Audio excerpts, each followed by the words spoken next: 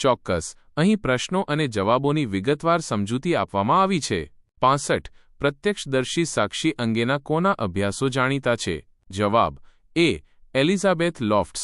સમજૂતી: એલિઝાબેથ લોફ્ટ્સે પ્રત્યક્ષદર્શી સાક્ષી પર ઘણા સંશોધનો કર્યા છે, જેમાં તેમણે બતાવ્યું કે કેવી રીતે સૂચનો અને ગેરમાર્ગે દોરતી માહિતી સાક્ષીની યાદને અસર કરી શકે છે. 66. શું સંચિત થાય છે તેનું નિર્ધારણ શું પ્રત્યક્ષીકરણ કરવામાં આવ્યું તથા તેનું કેવી રીતે અંકન કરવામાં આવ્યું છે તેના દ્વારા થાય છે એવું કયો સિદ્ધાંત કહે છે? જવાબ: ડી. ઉદ્દીપક અંકન સિદ્ધાંત. સમજૂતી: ઉદ્દીપક અંકન સિદ્ધાંત સૂચવે છે કે સ્મૃતિ એ માહિતીને કેવી રીતે અંકિત કરવામાં આવે છે તેના પર આધાર રાખે છે.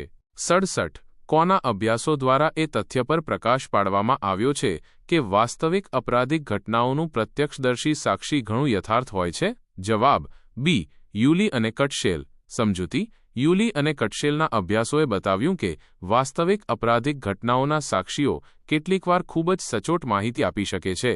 68. નીચેનામાંથી કઈ સ્મૃતિ સુધારણા તરકીબ એમનેમોનિક્સ નથી? જવાબ: બી. અતિશિક્ષણ ઓવરલર્નિંગ. સમજૂતી: અતિશિક્ષણ એ માહિતીને વારંવાર પુનરાવર્તિત કરવાની પ્રક્રિયા છે, જ્યારે અન્ય વિકલ્પો સ્મૃતિ સુધારણાની તરકીબો છે.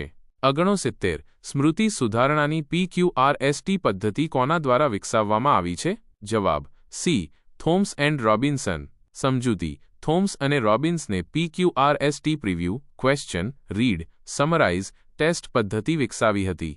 70. શીખવા માટે કરવામાં આવેલ પ્રયત્નોના કારણે મસ્તિષ્કમાં થતી ભૌતિક રાસાયણિક પ્રક્રિયાઓથી થતા કાર્યાત્મક તથા રચનાત્મક પરિવર્તનોને શું કહે છે? જવાબ: સી. એનગ્રામ. સમજૂતી: એનગ્રામ એ મગજમાં ભૌતિક અથવા રાસાયણિક ફેરફાર છે જે સ્મૃતિ સાથે સંકળાયેલા હોય છે.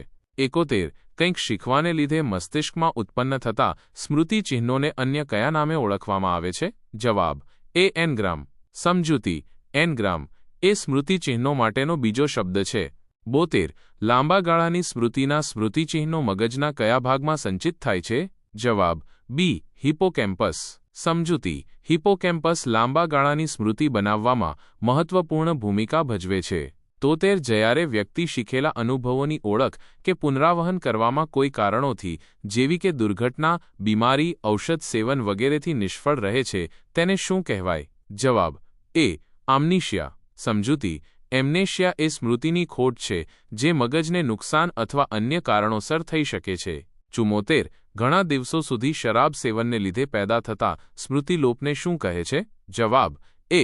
કોર્સાકોફ સિન્ડ્રોમ. સમજૂતી: કોર્સાકોફ સિન્ડ્રોમ એ લાંબા ગાળાના દારૂના દુરુપયોગને કારણે થતી સ્મૃતિની ખોટ છે.